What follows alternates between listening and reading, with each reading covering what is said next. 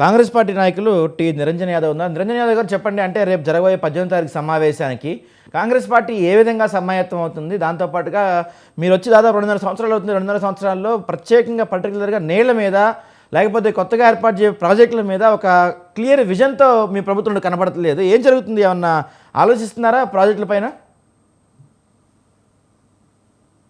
ముందు నమస్తే అండి. ముందుగా ప్యానల్లో ఉండే ప్రతి ఒక్కరికి, అదే మీకు స్వతంత్ర టీవీ ఛానల్ ప్రేక్షకులకు నమస్కారాలు. ఈరోజు మనం చూస్తూనే ఉన్నాము, నిన్నటి మొన్నటి వరకు వెళ్ళలేనని అని చెప్పేసి కరువు కటకంలో మన తెలంగాణ ప్రజలు ఇబ్బందులలో ఉన్నారు. బాధాకరంగా అనిపించింది. ఇప్పుడిప్పుడే గత 15 రోజుల నుంచి వర్షాలు పడుతున్నాయి.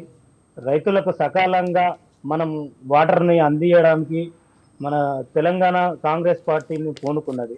దాంట్లో భాగంగానే ఈ రోజు ఏపీలో ఉండే చంద్రబాబు నాయుడు ఎప్పుడైనా సరే ఈ తెలంగాణకు ద్రోహి అనేది నేను సవినయంగా చెప్పగలుగుతా.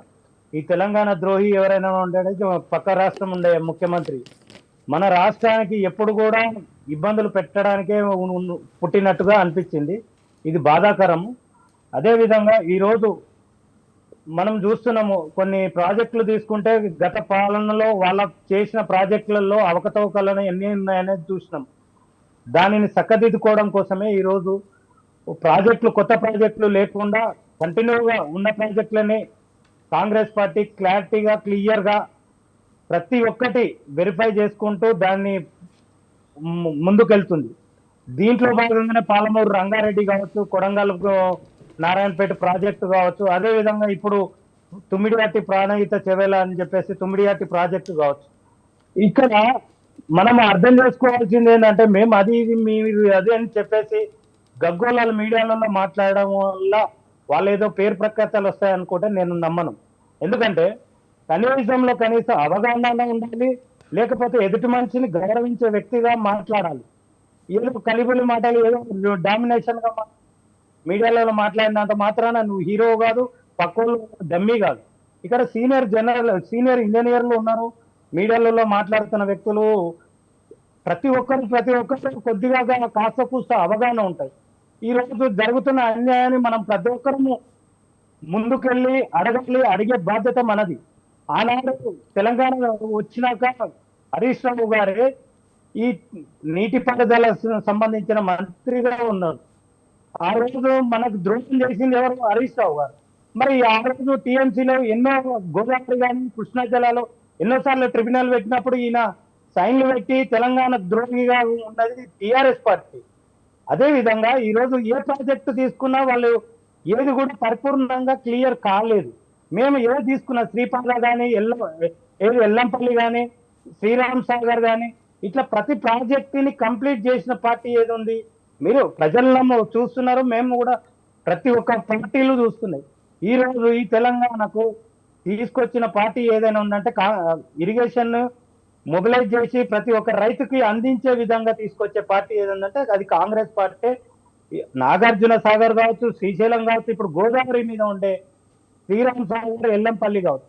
అదేవిధంగా ఈరోజు కాళేశ్వరం వల్ల ఇబ్బందుల పాలవుతున్నాయని తుమ్మిడిహట్టిని ప్లానింగ్ చేస్తూ సుందీల వరకు వాటర్ ని అందించాలి. సుందీల నుంచి ప్రతి శ్రీరామ్ సాగర్, మిగతా సింగూరు, ఇట్లా గోదావరి నది ప్రవాహాలను మిగతా ప్రాజెక్టులకు అందించే విధంగా ఈరోజు కాంగ్రెస్ పార్టీ పూనుకున్నది. దాంట్లో భాగంగానే మేము ప్రపోజల్ పెట్టినాము. మాకు నిధులు ఇస్తలేరురా బాబు, నిధులు ఇవ్వండి, దమ్ముంటే నిధులు కావాలి. సీతారామ ప్రాజెక్టుకు నిధులు ఇస్తలేరు. అదేవిధంగా ఇక్కడ గోదావరి నది మీద ఉండే ప్రతి ప్రాజెక్టుకి కొద్దిగా ఇంకా కంప్లీట్ కాలేదు. అదేవిధంగా కాళేశ్వరంలో అవకతవకలు ఉన్నాయని నేనేం చెప్తలేము. ఇప్పుడు కాళేశ్వరంలో ప్రాబ్లమ్స్ ఉన్నాయి.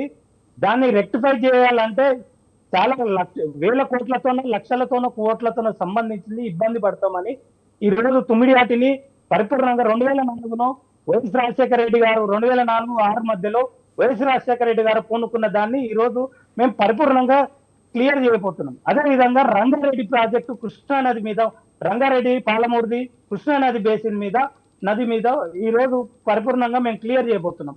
మరి కాళేశ్వరం మీద ఇన్ని గగ్గోళాలు చేస్తున్నది లిఫ్ట్ ఇరిగేషన్ ను కొన్ని వేల లక్షల కోట్లు ఖర్చు పెట్టి విద్యుత్ పంపుతులు మునిగిపోయిన దాఖలాలు మన గత పండ్లలో చూస్తాం. మేము అట్లా ఏమైనా చేస్తున్నామా? లేదు కదా. ఇక్కడ అందరం పోరాడాలి. దాంతో పాటు నిధులను నీళ్లను వాళ్ళ కుటుంబానికి తీసుకుపోయినప్పుడు ఇదే రామమూర్తి గారు ఎక్కడ ఉండ్రు? ఇంట్లో జోగు వచ్చిందరా? అంటే ఇక్కడ ఏ పార్టీ ఉన్నా సరే కానీ న్యాయంగా మాట్లాడడం పద్ధతి నేర్చుకోవాలి. ఏదో మీడియాలలో మాట్లాడినంత మాత్రాన కాదు అని చెప్తున్నా.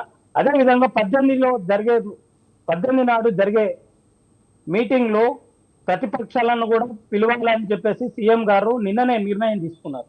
వాటిని ప్రతి ఒక్కరు సగర్వంగా గౌరవించుకొని ఒకరినొకరు కాకుండా మన తెలంగాణ నుంచి ఆంధ్రకు వెళుతున్న వాటర్ని గోదావరి ట్రిబ్యునల్ కావచ్చు, అదేవిధంగా కృష్ణా నది ట్రిబ్యునల్ కావచ్చు, వీటి మీద మనం ఎప్పుడు కూడా పోరాడాలని సందిగ్ధంగా రేవంత్ రెడ్డి గారు పూనుకున్నారు. అదేవిధంగా ఈ తెలంగాణకు నీళ్ళలో అన్యాయం అయితే నేను ఊకునే ప్రసక్తే లేదని ఢిల్లీలో ప్రెస్ మీట్ లో చెప్పిన దాఖలాలు వీళ్ళు మర్చిపోతున్నారు అనేది నేను సగర్వంగా చెప్పగలుగుతాను.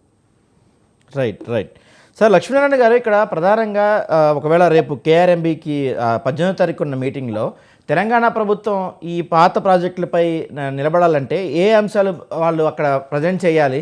దీనిపైన కాంగ్రెస్ పార్టీ ఏమైనా గ్రౌండ్ వర్క్ చేస్తుందా? మీ అభిప్రాయం ఏంటి సార్ దీనిపైన? ఇప్పుడు అసలు ఈ పాత ప్రాణాయుత ప్రాజెక్టు తర్వాత కాళేశ్వరం అనుకో, దాని మీద ఆల్రెడీ 140 టీఎంసీలో క్లియరెన్స్ ఉంది. దాని క్లియరెన్స్ ఉంది కానీ వాళ్ళు తిరిగి తోడితే ఎవరు ఒప్పుకోరు. తర్వాత ఇప్పుడు మనకు సీతమ్మ సాగర్ మీద 67 టీఎంసీలో క్లియరెన్స్ వచ్చింది. దానిలో మనం వాళ్ళు తిరగదోడతాం అనుకుంటున్నారు, అది కూడా ఎవరు ఒప్పుకోరు. ఇప్పుడు మనకు ఇక్కడ ఏంటంటే ఆ విధంగానే ఇప్పుడు తుపాకులగూడ నుంచి కూడా 40 టీఎంసీలు వాడుకోవాలన్న క్లియరెన్స్ ఉంది. 38 టీఎంసీలు దేవాదాయ నుంచి వాడుకోవాలని క్లియరెన్స్ ఉంది. ఈ క్లియరెన్స్ల వాళ్ళు తిరగదోడుతున్నారు ఇలాంటి ప్రాజెక్టుల. తర్వాత చిన్న కాళేశ్వరం ఉంది, ఆడ ఒక 5 టీఎంసీలు వాడుకోవాలి మనం. అది అంతకుముందే అంటే తెలంగాణ రాకముందే జలయజ్ఞంలో చేపట్టిన చిన్న కాళేశ్వరం అని చాలా మంది తెలియదు.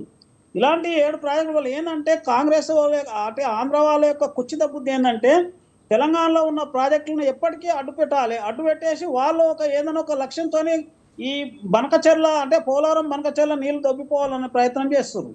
ఎందుకంటే ఇక్కడన్నా తెలంగాణలో నీళ్లు వాడతలేరు, మనం 968 టీఎంసీలు ఉపయోగించలేరు కాబట్టి మేము తీసుకుంటామంటారు వాళ్ళు. మరి ఇక్కడ ఈ ప్రాంతం ఏం కావాలి? ఇప్పుడు ఈ ప్రాంతం ఉపయోగించుకున్న తర్వాత ఏదైనా ఈ వాటాను పూర్తి చేసిన తర్వాత వాళ్ళు తీసుకుపోవాలా, వేరే నదికి తరలించాలి. వాళ్ళు కృష్ణానదికి తరలించడం అనేది అక్రమం. గోదావరి నీళ్ళను కృష్ణానదికి తరలించడం అనేది అక్రమం. ఇప్పటికే ఇప్పుడు 80 టీఎంసీలు కృష్ణా జలాలను గోదావరి జలాలను కృష్ణాకు తరలిస్తారు పోలవరం ద్వారా, అంటే పట్టుసీమ ద్వారా. వాళ్ళు ఇప్పటికే తరలిస్తారు 80 టీఎంసీలు. వీటికి తోడు మళ్ళా ఈ బనకచెర్ల అనేది పెట్టేసి ఒక 200 టీఎంసీలు తరలించాలనేది ప్రధానంగా ప్రెషర్ చేస్తుంటే చంద్రబాబు నాయుడు ఈ గోదావరి మీద తరలించి తీసుకుపోవాలని అక్రమంగా తరలిస్తున్నారు. కాబట్టి మనం ఖచ్చితంగా వ్యతిరేకించాలి. తెలంగాణ ప్రజలు, తెలంగాణ నాయకులు ముక్తకంఠంతో వ్యతిరేకించాల్సిన అవసరం ఉంది. పోలవరం బనకచెర్లకు ఎట్టి పరిస్థితుల్లో క్లియరెన్స్ చేయకుండా అడ్డుపడాలి. మన తెలంగాణలో కూడా నీటి సామర్థ్యం పెంచుకోవాలి, ప్రాజెక్టులు కంప్లీట్ చేసుకోవాలి. నీటి వినియోగ సామర్థ్యం పెంచుకోవాలంటే మన తెలంగాణలో ఉన్న ప్రాజెక్టులో వినియోగ సామర్థ్యం పెంచుకోవాలి. ప్రాజెక్ట్ కంప్లీట్ చేసుకుంటేనే మనం వినియోగ సామర్థ్యంలో వస్తాము. మనం ఇవాళకి వినియోగ సామర్థ్యం తెలంగాణ తెచ్చినప్పటికీ కూడా గోదావరి జిల్లాలో ఏమి వినియోగ సామర్థ్యం పెంచుకోలేదు. ఇవి నేను గణాంకాల ప్రకారంగా చెప్తున్నా, నేను రాజకీయం కాదు. మనం తెలంగాణ వచ్చిన 12 ఏళ్లలో కూడా పాత వినియోగ సామర్థ్యంలో ఉన్నాం. మనం కొత్త వినియోగ సామర్థ్యంలో పోదామంటే ఏ ప్రాజెక్టులు కూడా కంప్లీట్ చేసుకోలేదు. ఏ ప్రాజెక్టు ద్వారా ఇన్ని టీఎంసీలు అదనంగా వాడుకుంటున్నాం అనే దాఖలాలు లేవు, లెక్కలు గణాంకాలు లేవు. ఎందుకంటే చేపట్టిన ప్రాజెక్టులు ఈ పరిస్థితి మనం అదే పరిస్థితిలో ఉన్నాయి, వినియోగించుకోలేని పరిస్థితిలో ఉంది. కాళేశ్వరం అట్లే ఉంది, ఇప్పుడు సీతమ్మ సాగర్ ప్రాజెక్టు అది కంప్లీట్గా అదే అట్లే ఉంది, తర్వాత తుపాకులగూడెం అదే అట్లే ఉంది, ఏవైనా అట్లే ఉన్నాయి. మనం దేవదాల ప్రాజెక్టులో కూడా నికరంగా మనం 38 టీఎంసీలు అనుకున్నాం, అది కూడా ఎప్పుడో 2001లో స్టార్ట్ చేసినాం. ఇవాళ కూడా 38 టీఎంసీలు వాడుకుంటలేము, కనీసం 10 టీఎంసీలు కూడా లిఫ్ట్ చేసుకుంటలేము దేవాదుల మీద. అంటే మన తెలంగాణ ఇటువంటి అసమర్థ నుంచి వినియోగ సామర్థ్యాన్ని పెంచుకున్నట్టుంటే, ప్రాజెక్టులు కంప్లీట్ చేసుకున్నట్టుంటే మనకు వినియోగ సామర్థ్యం కింది వాంతో కొట్లాడుతాము, ఆంధ్ర వాంతో కొట్లాడుతాం. మనం వినియోగ సామర్థ్యం పెంచుకోవాల్సిన ఖచ్చితంగా అవసరం ఉంది. మన ప్రాజెక్టులు కంప్లీట్ చేసుకోవాలి, ఉన్న సామర్థ్యాన్ని వినియోగ సామర్థ్యం కూడా పెంచుకోవాల్సిన అవసరం ఉంది.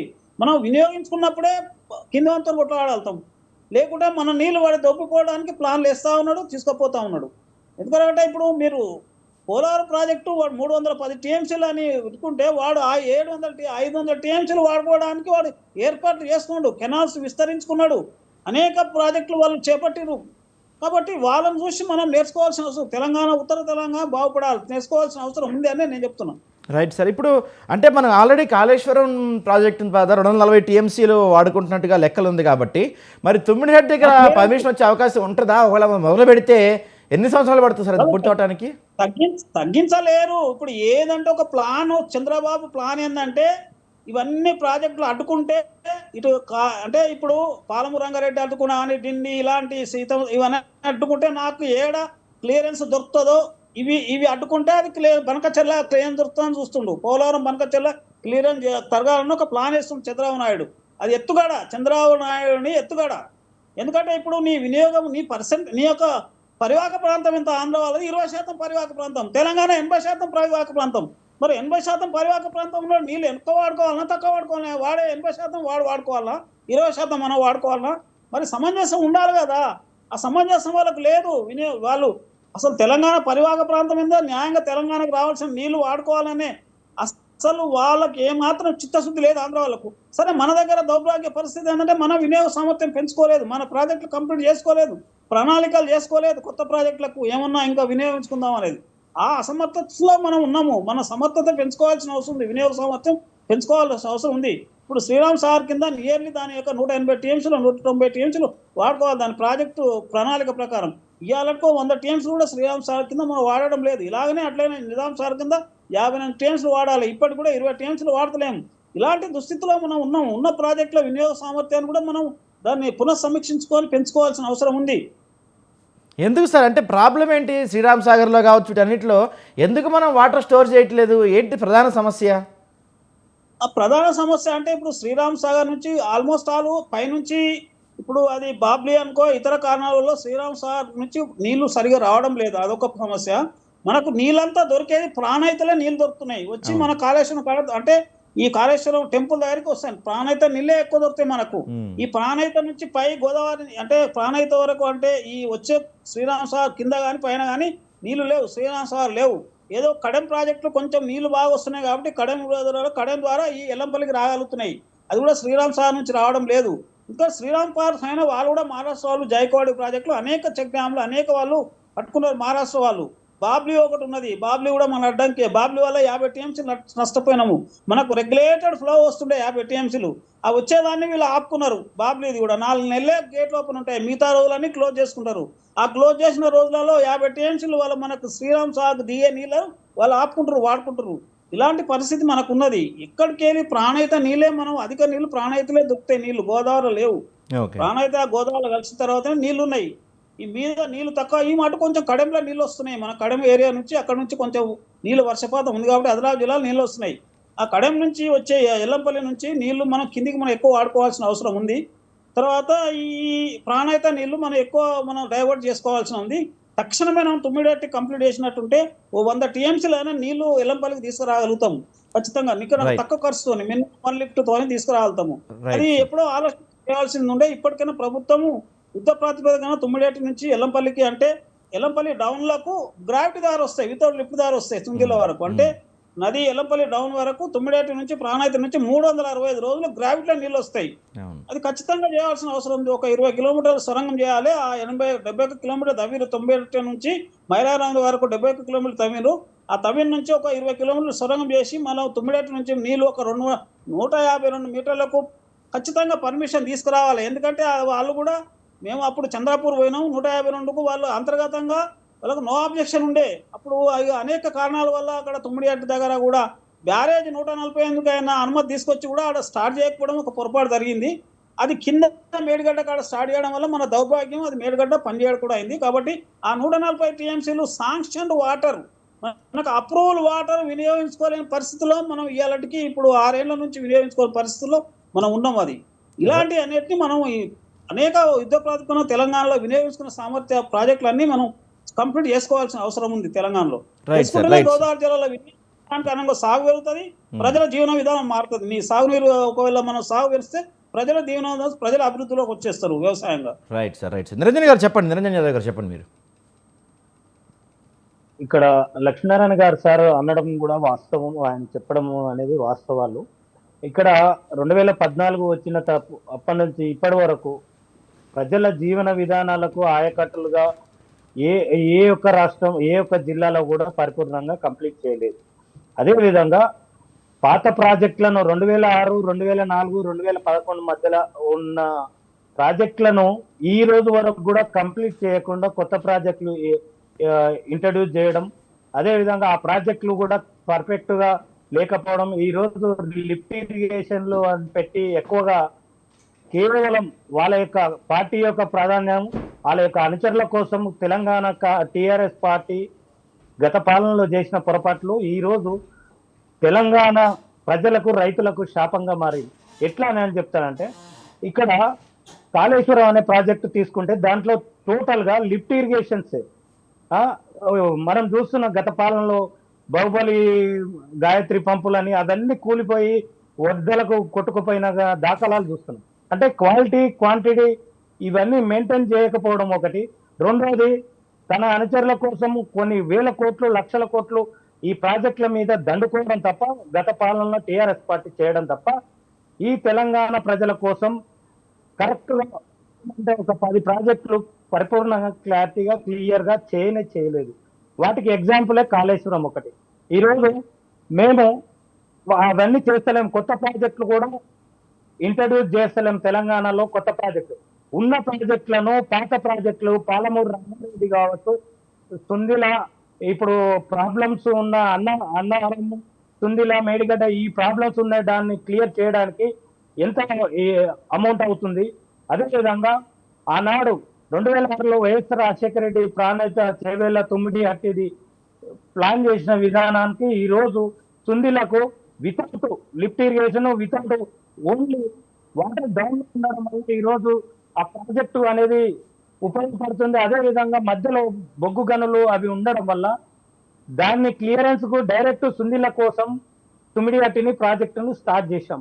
అదే విధంగా దీనికోసం గత పాలనలో మేము అదే చెప్పాము, ఇప్పుడు కూడా అదే 148 టీఎంసీ కాదు 152 టీఎంసీ ఉంటేనే గ్రౌండ్ వాటర్ అక్కడ సేవింగ్ అనేది రిజర్వ్ వాటర్ గా ఉండగలుగుతుంది అని చెప్పేసి మేము కేంద్రానికి ప్రపోజల్ పెట్టినాం. కానీ బీజేపీ పార్టీ ఈరోజు తెలంగాణ ద్రోహులుగా మిగిలింది ఏదైనా ఉంటే, తెలంగాణకు ద్రోహం చేసే పార్టీ ఏదైనా ఉందంటే బీజేపీ పార్టీ. ఈ రోజు వరకు కూడా ఈ 3 ఏళ్ల కాలంలో ఇమ్యూనిటీ గురించి మేము ప్రపోజల్ పెట్టాము. అదేవిధంగా కాళేశ్వరం గురించి సిబిఐ విచారణ చేయమని చెప్పాము. అదేవిధంగా ఈ రోజు పాలమూరు రంగారెడ్డికి నిధులు ఇవ్వమంటే ఇస్తలేరు. అదేవిధంగా ఈ రోజు కొడంగల్ ప్రాజెక్టు, కొడంగల్ నారాయణపేట ప్రాజెక్టులను మేము స్టార్ట్ చేసాం. నారాయణపేట, కొడంగల్ ప్రాంతాల్లో గద్వాలు, అదేవిధంగా కర్తలు, మక్తలు ఈ ప్రాంతాల్లో జడ్చర్ల ఇవి ఏరియాలకు వాటర్ సోర్స్ సరిగా లేదు. దానికోసం ఈ రోజు కొడంగల్ ప్రాజెక్ట్ ని స్టార్ట్ చేశాం. కొత్త ప్రాజెక్టులు ఏవి కూడా ఇంట్రడ్యూస్ చేయకుండా పాత ప్రాజెక్టులు దాదాపు 28 ప్రాజెక్టులు ఈ రోజు వరకు కూడా పూర్తి కాలేదు. దౌర్భాగ్యం గత పాలన టిఆర్ఎస్ పార్టీ వల్ల లోపాలు, వాటిని మేము సరిదిద్దుకుంటూ బయటకు చెప్పకుండా, వీళ్ళ ముందర ప్రెస్ మీట్లలో చెప్పకుండా కేంద్రానికి రిక్వెస్ట్ పెట్టాం. దీన్ని అనుగుణంగా చూసుకొని చంద్రబాబు నాయుడు ఏది ఆంధ్రాకు పోలవరం అడ్డం పెట్టడం, బనకచెర్లకు అడ్డం పెట్టడం ఈరోజు చేస్తున్న కుట్ర. దీన్ని కూడా రేవంత్ రెడ్డి గారు కానీ అదేవిధంగా కాంగ్రెస్ పార్టీ కానీ వ్యతిరేకిస్తున్నాం. ఈయంతా కూడా సోనీ లేకుండా కేవలం జనాన్ని మభ్య పెట్టడం కోసమే హరీష్ రావు గారు కానీ టిఆర్ఎస్ పార్టీ కానీ మభ్య పెడుతుంది. మీరు చిత్తశుద్ధి ఉంటే కాంగ్రెస్ పార్టీతో పాటు మనం అందరం పోయి ఢిల్లీలో ధర్నాలు చేద్దాం, కావాలంటే చెప్తున్నాం. మరి బీజేపీ పార్టీలు ఏం చేస్తున్నారు? 8 మంది ఎంపీలను ఈ తెలంగాణలో ఇచ్చాం. ఈ రోజు వరకు కూడా ప్రాజెక్టుల మీద సోయి లేకుండా కేవలం మతాలను ముసుగులో పెట్టాం. మరి గోదావరి నదుల్లో ఉండేది ఉత్తర తెలంగాణలో ఈరోజు బీజేపీ పార్టీ ఎక్కువ ఉందని చెప్తున్నాం. మరి ఉత్తర తెలంగాణ ఎంపీలు ఎమ్మెల్యేలు ఏం చేస్తున్నారు? గడ్డికి వస్తున్నారా? అడగాల్సిన బాధ్యత అడగకుండా ఈ రోజు తెలంగాణ ప్రజలు కూడా చైతన్యం కావాలి. ఎందుకంటే వాళ్ళ కోసం ఈ రోజు మనం ఎమ్మెల్యేలు ఎంపీలు ఇవ్వడం కాదు. ఈ రోజు మేము ఎంత అడుగుతున్నామో, ప్రతిపక్షాలు ఎంత అడుగుతున్నామో, బీజేపీ పార్టీ కేంద్రంలో ఉంది, మరి ఎందుకు ఇస్తలేదు అనేది కూడా మనం అర్థం చేసుకోవాలి. అదేవిధంగా మేము మొన్న కూడా తుమ్మిడియట్టి గురించి 152 టీఎంసీలు కావాలి, అదేవిధంగా అడుగుల్లో రిజర్వ్ ఉండాలి అని చెప్పేసి సీఎం రేవంత్ రెడ్డి గారు గత వారం కింద కూడా ప్రపోజల్ పెట్టారు. 2300 గ్రామాల మునుపు పోతుంది అని చెప్పేసి పక్క రాష్ట్రం వాళ్ళు చెప్తే కాదు దానికని సరైన ప్లానింగ్ మన రాష్ట్రం ఇరిగేషన్ మంత్రి గారు కూడా ఎక్స్ప్లెయిన్ చేయడం జరిగింది. తుమ్మిడిగట్టి వస్తే దాదాపు కొన్ని లక్షల ఎకరాలకు సాగులోకి వస్తుంది అనేది కూడా రైట్ అండి రైట్ నిరంజన్ గారు